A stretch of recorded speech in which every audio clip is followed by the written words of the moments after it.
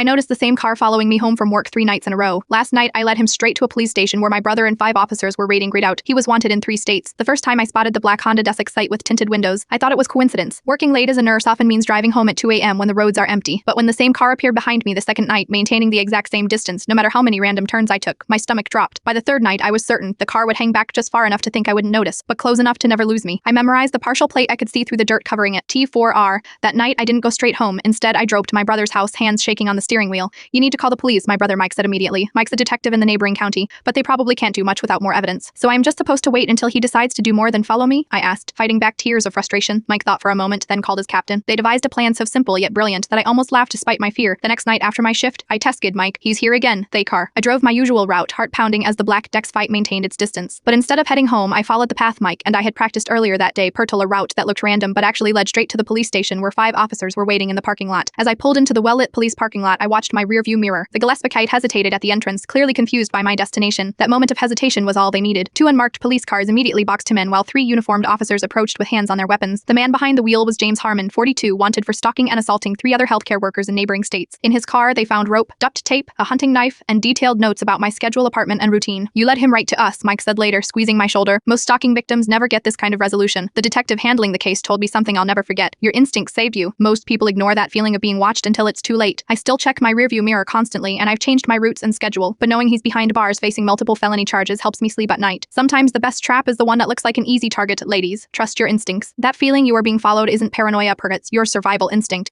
And sometimes the prey can outsmart the predator. If you want to hear what evidence they found in his apartment that connected him to 2 missing women, like and share for part 2.